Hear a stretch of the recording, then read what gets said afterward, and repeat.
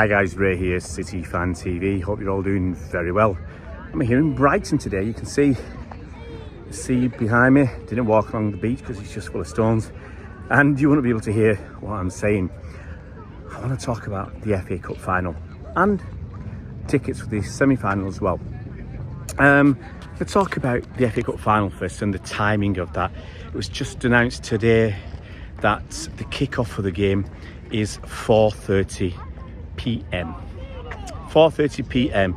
There's been a lot of apparently chat between the police, the FA, the BBC and ITV have been involved as well, because everybody wants what they want. You know, I heard that the BBC wanted the FA Cup final to be a 3 o'clock start so that it didn't impact on their evening schedule, where they'd get I guess good viewing figures. And I think the Eurovision is on that day, even though it starts whatever at 8 o'clock or 7 o'clock, whatever.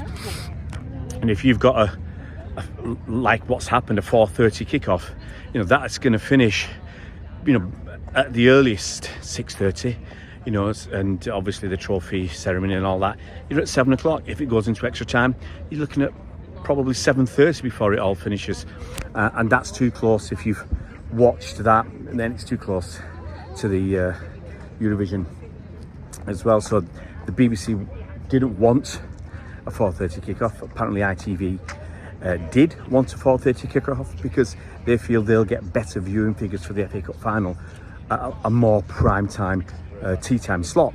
I guess basically BBC beat ITV on viewing figures, and ITV just want a later FA Cup final.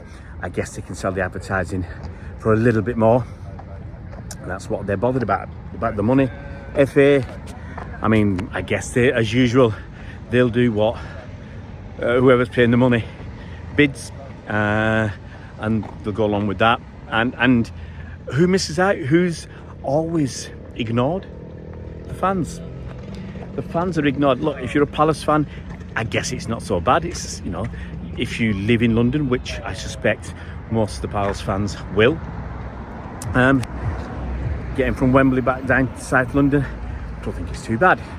And a 4:30 kickoff, as I said, if the game finishes at 6:30, 7:30, whatever, and the ceremonies, and you're getting out, you're not back at the station till 8 and home till 9. It's no biggie, is it? It's no biggie. But the way these things work is the City fans, the way it works is, last train will probably be before full time, or in extra time if it got to extra time, or during the ceremony, or you'd have to leave early to get that last train home, or whatever it is. There's always some engineering works, or there always seems to be something going on, and it's just going to make us. And if you're going back on the train, if you can't, for instance, afford to stay over, you don't come in a supporters bus or coach or whatever, and you don't want to drive down it. So if you are taking public transport, the train, as I said, there might not be a train timetable to get you back home after the game, because, as I said, you might not get to Euston until whatever, between 8 and 9 o'clock. And if the train's already gone, well, you're stuffed. So there's no thought for City fans, and it's always like this. It's the same in the semi-final. There's no thought for us. It's disgusting. It's despicable that the fans are the most important people, really, in everything. The most important people are the fans, and they're the ones that are treated with contempt, really, by the footballing authorities, because it's all about the money. It's all about the dollar. So it's not good. I'll be honest, I ain't going. And not because for any reason like I don't want to go, I don't support City or whatever. I've actually got a theatre show that day. I've got 3 shows, and the final will be on. I think it starts halfway through my last show, so I'll probably watch some of the game on my phone or TV or whatever. But yeah, it's terrible. It really is terrible that they don't think about the fans. We're the least respected, and there's generally no thoughts given to us. The other thing I want to mention, and I mean it has been talked about a lot, but I just saw something on TikTok today where those two clowns, the Chuckle brothers, Goldbridge and Robbie Lyle, talking. I mean, I just saw a little clip talking about the FA Cup semi-final and saying, you know, I think something like we're a small club. You know, we couldn't sell our allocation, and if it was, I think Robbie said if Man United were there, they'd have sold out their allocation. Don't know because they're not there. And you know, I think he belittled that the excuse or one of the reasons that we have been to Wembley so much, so often for, you know, FA Cup semi-finals, FA Cup finals, playing Spurs as well, the League Cup final. We've been so many times. I mean, I think it's somewhere in the region, if I'm right. It's the best part of 30 times since about 2011, since we were in the FA Cup semi-final in 2011. And I've been a bundle of times. Lots of FA Cup semi-finals, FA Cup finals, charity or community shield games as well. I've been to a ton. I have no idea how many United have been to, but you know, off the top of my head, a couple of they've probably won in that time 3 or 4 FA Cups, a few League Cups, been in a few charity shields because of the FA Cup, because they haven't won the league since 2013. Let's say the generous into United have been 15 times. I don't know, 15 or 20. Arsenal, I can't even think they've been even as much as United in that time. Let's say it's similar. So you don't have the same experience, yeah? Once you've been as many times as City, then you can compare like with like. Now, I haven't got time because I'm away from home. I'm in Brighton. I drove down this morning. I've got to drive back tonight. I haven't got time to check how many times United and Arsenal have been to Wembley in the last 15 years.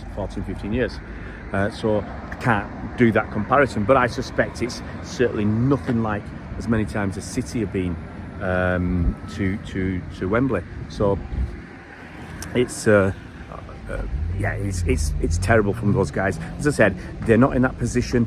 They can't compare because they're not been as successful as City. They've not been to Wembley as many times. And as I said, if they've been 15, let's say 15 or 16 and we're going 30 times, you just cannot compare it until you've been 30 times in 14 or 15 years. Then you can compare it. And I say, no matter how, yes, they might have bigger fan bases and all that, other things, it's easier. Well, same thing really. It's easier for United and Arsenal fans to go to Wembley because they all live in London. So, you know, most of them live in London. So it's dead easy. They don't have the same logistical problems that City fans do. You know, they're not there as often and they've not got as far to travel. So, no, Chuckle brothers, Goldbridge and Lyle, boys, you can do one. Because, you know, if that's the... I used to say this before, when we were going to win the title with 100 points that Centurion season. They can't... Right, those two can't compete with us on the pitch. Okay, and I used to say this back then.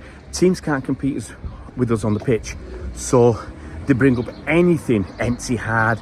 You know, we can't sell out, finances. They bring up anything to have a go at us because they can't compete with us on the pitch.